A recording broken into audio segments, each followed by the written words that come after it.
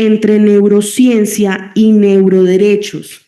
El doctor Martínez es investigador nacional del Sistema Nacional de Investigadores CONACYT nivel 1, doctor en Derecho Público, profesor e investigador de la Universidad Autónoma de Chiapas y profesor honorario de la Facultad de Derecho de la Universidad Nacional Autónoma de México, presidente del Colegio de Abogados Procesalistas Latinoamericanos y, como ya les había dicho, vicepresidente de la Asociación, vicepresidente de Investigaciones de la Asociación Mundial de Justicia Constitucional y director de la revista Primera Instancia. Doctor Martínez tiene el uso de la palabra hasta por 25 minutos. Muchas gracias. Bienvenido.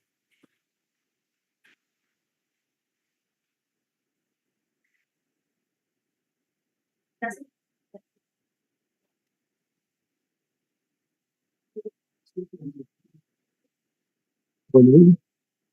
Hello.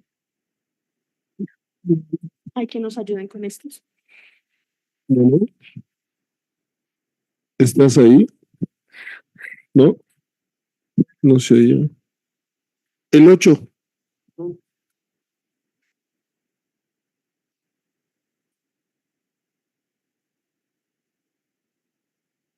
Ahí. Perfecto. Bueno, buenos días. Es un placer para mí estar en Bogotá, en este congreso, el número 16. Ya llevamos varios. Siempre felicito a los organizadores y es una gran oportunidad para también encontrarse con colegas de diferentes partes de Latinoamérica y también de Europa.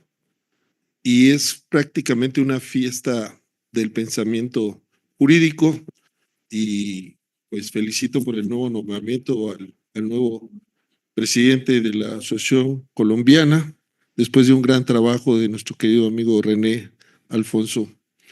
Bueno, ya escuchamos unas brillantes participaciones sobre el tema de neuroderechos. Y entonces habría que hacer algunas cuestiones importantes. Prácticamente voy a cambiar la forma de cómo iba a exponer, porque ya no tiene caso que repitamos lo que han dicho muy adecuadamente los queridos colegas. Bueno, lo primero que yo les preguntaría, ¿ustedes saben qué diferencia hay entre la mente y el cerebro? ¿Ustedes saben cómo funciona el cerebro? Siempre nos hemos preocupado por lo exterior, explicarnos la realidad, pero generalmente no pensamos en cómo pensamos. ¿Por qué piensan ustedes así y no de otra forma? Nos hemos dicho que somos seres Homo sapiens. Qué soberbia, ¿no? Somos los hombres sabios, bueno, y las mujeres sabias, por aquello de la perspectiva de género. Pero en mi poca experiencia puedo decir que no somos seres sabios, somos seres emocionales. Nos mueven las emociones. La mayoría de las decisiones que tomamos son emocionales. Un poco de ellas se basan en la razón. Y nosotros, desde que vamos integrándonos a la sociedad como seres pensantes, habría que ver si realmente tenemos independencia mental. Por ejemplo, el derecho es un producto cultural, no tiene una existencia física. Podríamos hoy discutir para qué sirve este micrófono y qué características tiene, pero en el derecho necesitamos representaciones. Y una representación, por ejemplo, de la justicia aceptada por todos es la diosa Temis, porque el derecho también se mueve en el consenso. Es decir, llegamos a determinadas premisas y soluciones porque todos estamos de acuerdo. Eso se llama filosofía convencional. Es decir, esto es así porque nosotros decimos que es así, aunque no sea así. Por ejemplo, llegó un momento en que en Europa se creía que la Tierra era plana. Y mientras los mayas tenían observatorios para ver el universo y sabían que la Tierra no era plana. Y entonces allá, como todos creían de una forma y acá como todos creíamos de otra forma, pues como había un consenso, pues estaba bien. También en determinado momento se creía que el planeta Tierra, donde habitamos, nuestra casa, era el centro del universo.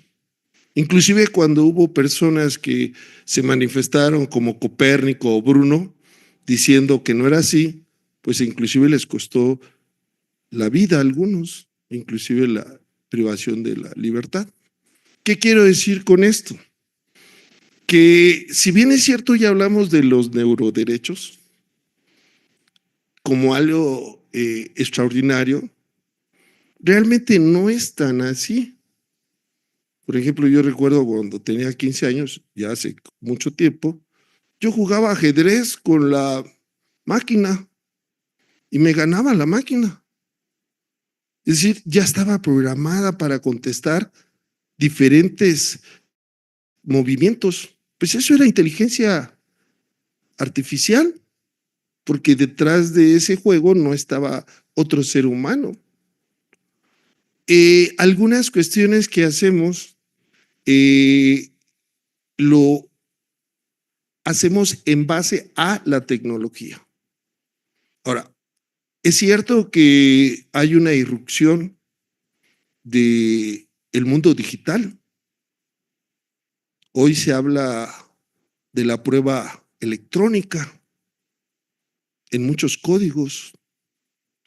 Se habla de la cadena de Bloch en muchos códigos, los metadatos, etcétera. Pero ¿a quién le interesa dominar cómo pensamos? ¿Existe realmente la libertad de expresión? ¿Existe la libertad de pensamiento? Son derechos tradicionales, derechos humanos tradicionales. No puede existir libertad de pensamiento si no hay derecho a la educación. No puede existir libertad de pensamiento cuando se les dice qué tienen que pensar. Si yo como profesor les digo, esto es así, y ustedes para pasar la materia tienen que decir que esto es así, como así nos enseñaron en el siglo XX, que el mejor alumno era el que aprendía de memoria y no el que razonaba. Porque el que razona es peligroso.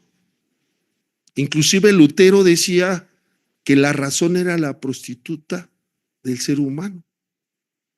Porque el que razona puede ser divergente, es decir, ir por otro lado de la manada. Entonces, estos derechos tradicionales, que son los derechos civiles y políticos, la libertad de expresión, la libertad de pensamiento, pues ahí han estado desde hace mucho tiempo.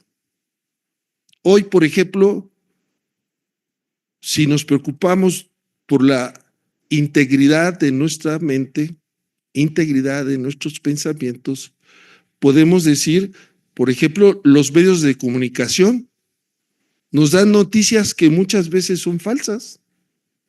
Ahora con la inteligencia artificial pueden hacer imágenes, inclusive voces que parecieran reales y no lo son.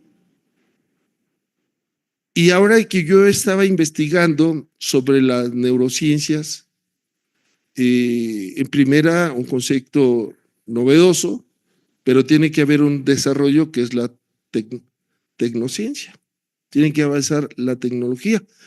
¿Y cómo nos puede afectar? Pues ya lo dijeron algunos compañeros, pero también es bueno para determinadas enfermedades mentales como el Alzheimer, el Parkinson, etcétera. Pero puede llegar tanto a controlarnos si ya estamos controlados. Suena duro, pero así es. Nosotros pensamos, por ejemplo, cuando uno dice alguna cuestión que va en contra de lo que dice el consenso, entonces a uno lo descalifican. Tiene uno que estar en el consenso. Entonces, estos neuroderechos protegen pues a la mente, pero por mucho tiempo la mente ha sido el producto de los políticos. Se habla, por ejemplo, de populismo, cuando alguien promete para convencer. Por ejemplo, antes se hablaba o se habla del detector de mentiras, que es supuestamente, o el suero de la verdad, que es supuestamente saber lo que piensa el otro. ¿Y qué tan importante es proteger lo que pensamos? Si es lícito lo que pensamos, pues no tendríamos ningún problema. Porque otro derecho importante desde hace tiempo en el que ha trabajado el profesor Pablo Villalba es el derecho a la verdad, ¿no? Entonces, nosotros tenemos el derecho a la verdad, el derecho al pensamiento, libre pensamiento, libertad de expresión, libertad de prensa, pero ahora estos neuroderechos pues no nos afectan todavía, quién sabe en el futuro, porque esto va cambiando, porque requieren del consentimiento, de quieren que nos pongan un instrumento para que puedan leernos la mente. Si bien es cierto que puede llegar como una analogía a formatear lo que pensamos, nos puede cambiar, pero todavía tenemos que aceptar ponernos esos aditamentos tecnológicos. El primer país que empezó a regular esto como un derecho humano es Chile. En la Constitución de Chile, en el artículo 19, estableció un sistema de protección para los neuroderechos, que es proteger al cerebro y en última instancia proteger a la mente humana. Y entonces, de manera sintética, podemos decir que estos derechos, si bien son emergentes por el nombre, también los derechos tradicionales los protegen. Y hay derechos emergentes como quisiéramos tener. Por ejemplo, acabo de participar en un congreso que me llamó mucho la atención cuando me invitaron, que es el derecho a la cordialidad. El derecho a la cordialidad como derecho emergente de los derechos humanos. Imagínense hablar que la cordialidad es un derecho humano. Y cuando uno lo empieza a analizar, realmente es que así debería de ser, porque el derecho humano implica el respeto. Y hay otro concepto todavía mucho más fuerte que protege al ser humano en lo individual, que es el libre desarrollo de la personalidad. Y este libre desarrollo de la personalidad es indeterminado y por ahí tiene la potencia. Porque, por ejemplo, en México lo ponen donde quiera. Por ejemplo, antes un divorcio duraba mucho y ahora el legislador estableció el divorcio encausado. Simplemente me quiero divorciar y ya no tengo que litigar mi estado civil. Una persona se quiere cambiar de nombre, inclusive se quiere cambiar los apellidos. Inclusive una persona fuma marihuana por cuestiones lúdicas y todo eso le han llamado libre desarrollo de la personalidad. Y entonces aquí tenemos que plantear una cuestión. ¿Hay que proteger al ser humano en lo individual? Sí. Porque cuando hablamos, por ejemplo, de soberanía, pensamos que la soberanía pertenece al Estado de Colombia o al Estado de México o al Estado de España. Pero como dice Luigi Ferrajoli, la soberanía pertenece a cada uno de nosotros. La soberanía se tiene que fraccionar en cada uno de nosotros que nos da el derecho a la autodeterminación, lo que implica el libre desarrollo de la personalidad. Y entonces, así como se van tejiendo problemas sociales, pues ha habido respuestas y ahora lo más importante, el concepto jurídico de la frontera del conocimiento, pues son los derechos humanos. Y los derechos humanos los tenemos en la Constitución o en las constituciones y en los tratados internacionales. Y entonces los mecanismos que tenemos para protegerlos procesales, pues ya todos los conocemos: las acciones de inconstitucionalidad, las controversias constitucionales, el juicio de amparo, la tutela. Entonces, lo que necesitamos es reconocer esos derechos sustantivos, porque en el área procesal el sistema es uno, de la presentación de la demanda hasta la ejecución de la sentencia. Pero lo más importante, que creo que algo que no hemos avanzado en los estados nacionales, es en que las sentencias de la tutela y del amparo y el mandato de seguranza y todos los demás, como se les denomina, es en que cada sentencia establezca la reparación integral a la persona. Y otra cuestión bien importante: la sanción a los victimarios por la garantía de no repetición y para acabar con la impunidad. Y esto es una orden acordada en el artículo 25 de la Convención Americana de Derechos Humanos e jurisprudencia de la Corte Interamericana, que todos los medios procesales, para que sean eficaces, deben reparar integralmente a la víctima y sancionar al victimario.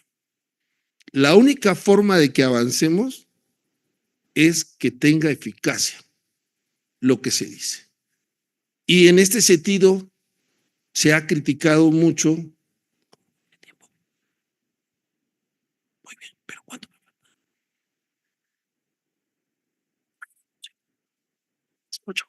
Bueno, entonces se ha criticado que derecho a la privacidad, ¿no? Estamos platicando.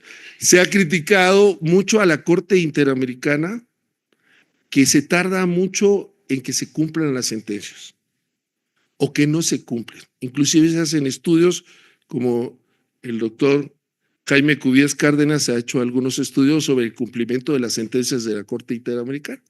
Entonces, cuando uno analiza las sentencias de la Corte Interamericana, por ejemplo, hay dos casos que a mí me llaman la atención. Uno que es Muelle Flores versus Perú, donde se decretó como un derecho autónomo la seguridad social.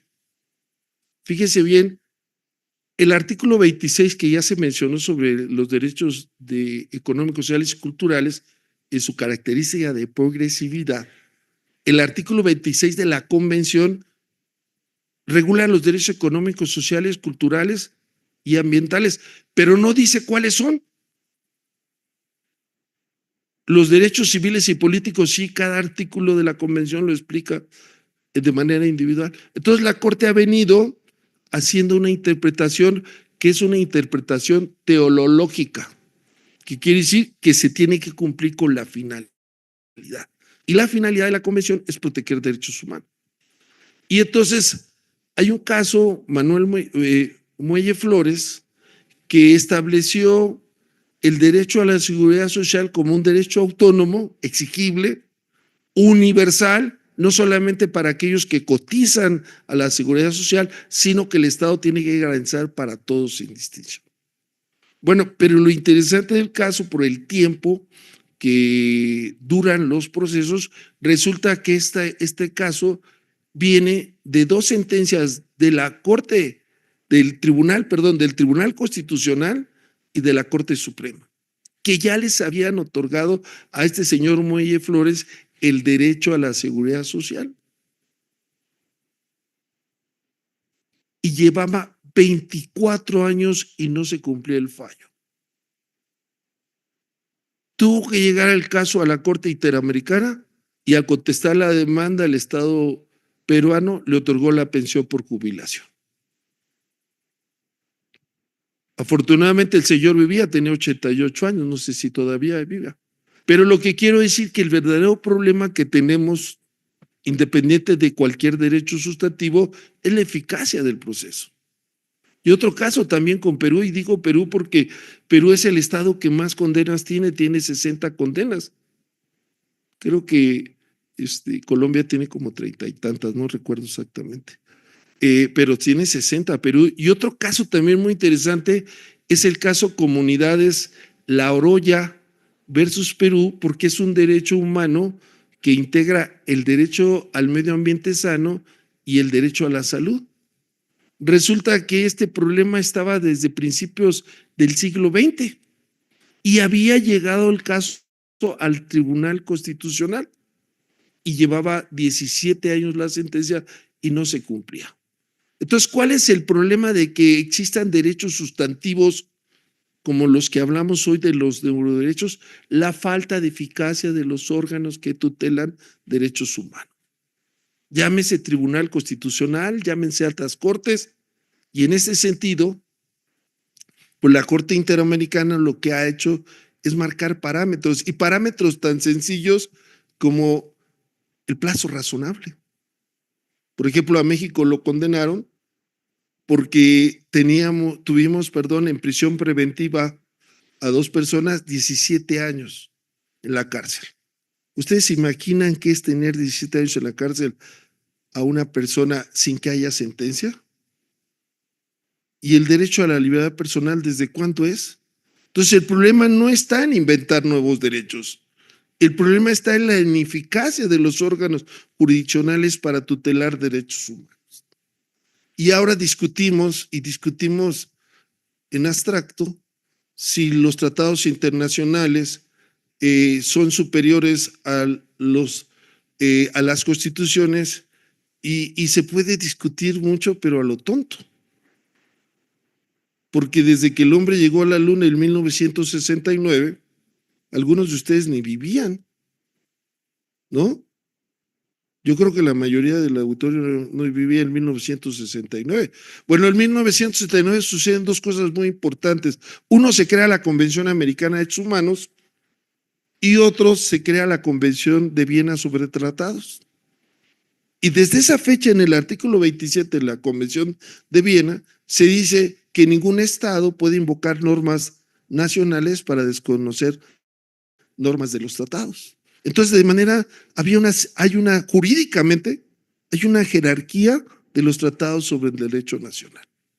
Inclusive en el caso que les menciono de México, la Corte Interamericana le dijo a México: mientras reformas la Constitución, porque tienes que reformar la Constitución, debes de ejercer un control de convencionalidad y no aplicar estas normas porque son contrarias a los derechos humanos.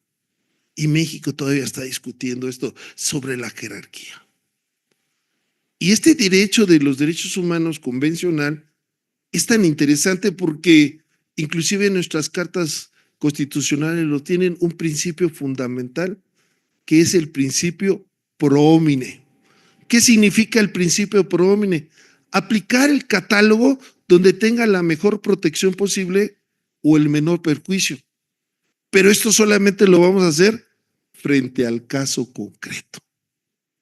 Entonces, si alguien me dice: oiga, profesor, ¿cuál es superior? Es una discusión estéril.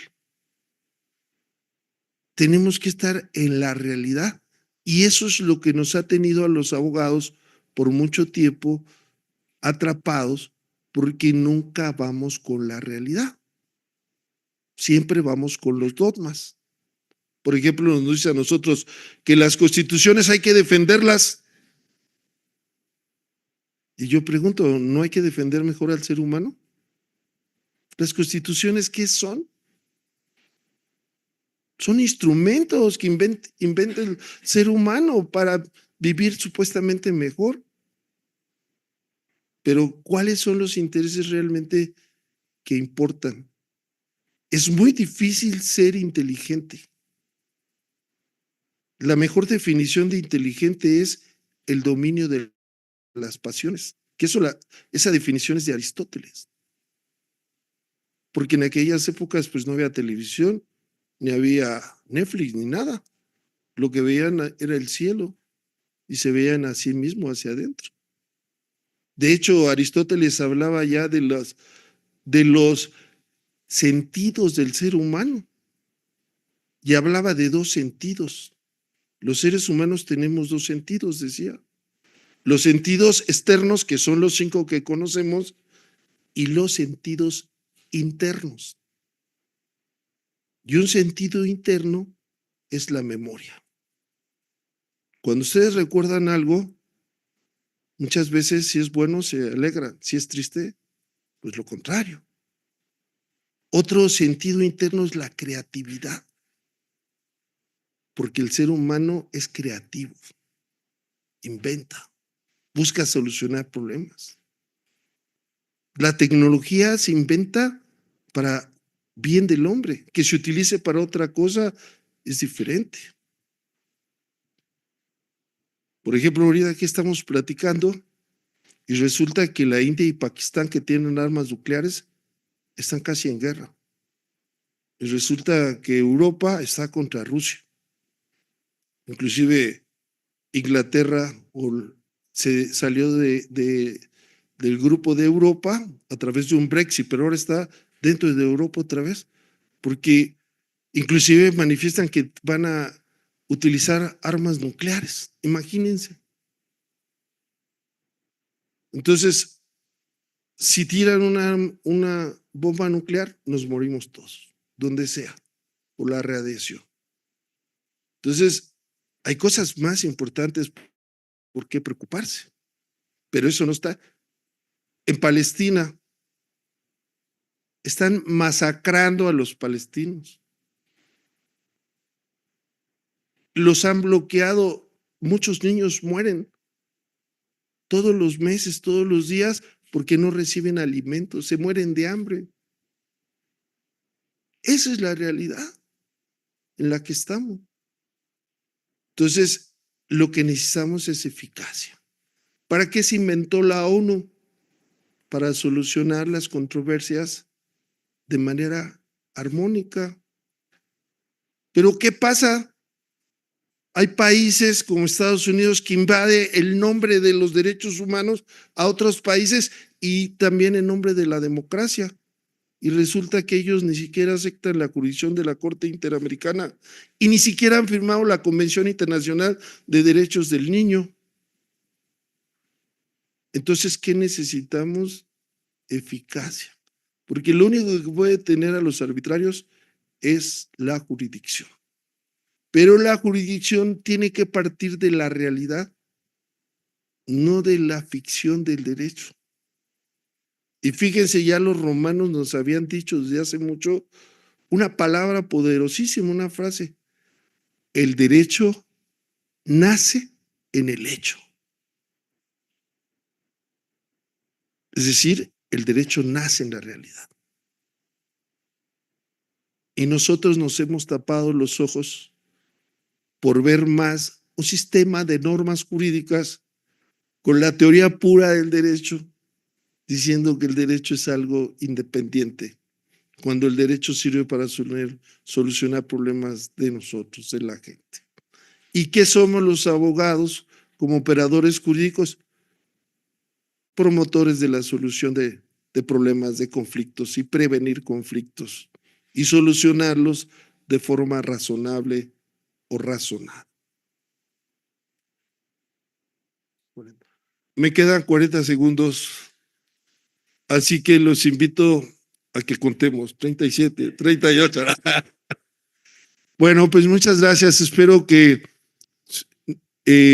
estas palabras, esta participación sea sobre todo para despertar el sentido crítico, que el sentido crítico viene del griego que significa el uso de la razón. Gracias.